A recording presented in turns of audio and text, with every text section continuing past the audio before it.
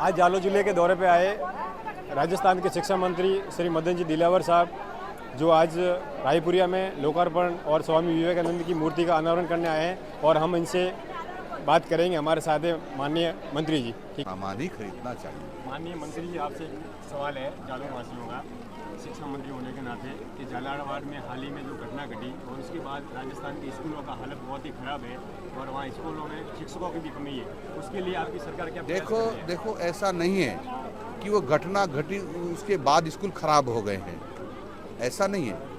ये विद्यालय वर्षों से जर्जर थे, बरसात आई गिर गए। हमको सावधानी बरतना चाहिए था, इस सच बात कर रहे हैं। लेकिन हम इतने सारे स्कूलों को एक साथ नहीं बना सकते। जो सर्वे में आया है वो 1 लाख से ऊपर ज़्यादा स्कूल है, पर ये अतिशयोक्ति जिन्होंने दिया, हम इसलिए जिला कलेक्टर की टीम से दोबारा जांच करा रहे हैं।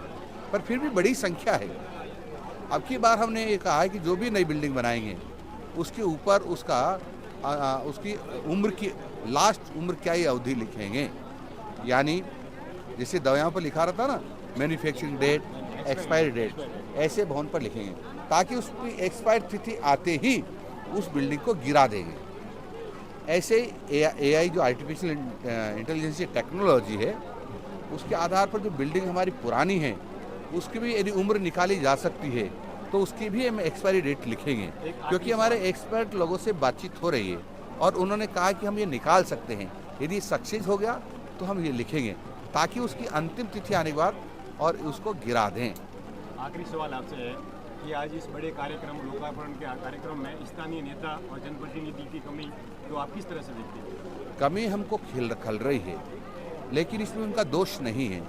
हमारी विधानसभा प्रारंभ होने वाली है, उसके पहले प्रवर समिति की मीटिंग है।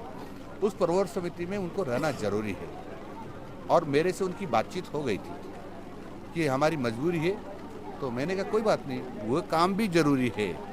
इसलिए उनकी कमी रही है तो खली है, लेकिन उनकी कमी जानबूझकर नहीं रही है। दोनों मेरे मित्र हैं और छगन सिंह जी तो लगातार इस बात का प्रयास करते रहते हैं हमेशा कि हमारे क्षेत्र का विकास कैसे हो, ये काम कैसे आए, वह काम कैसे आए, ये काम कैसे आए, लगातार चिंता करते रहते हैं।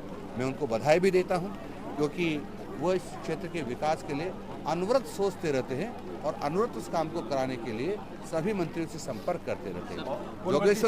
जोगेश्वर जी गर्ग मेरे मित्र हैं। जोगेश्वर जी गर्ग मेरे मित्र हैं। वो क्योंकि मुख्य सचेतक हैं, वो भी प्रवर समिति के, इसलिए उनका भी रहना बहुत जरूरी था। इसलिए दोनों ने ही मेरे से बातचीत करके वहाँ रहे। मैं उनका आभार व्यक्त करता हूँ कि उन्होंने कुछ पूछा है और वो दोनों ही अपने अपने क्षेत्र के लिए वो सनद रहते हैं, यानी मुस्तैद रहते हैं।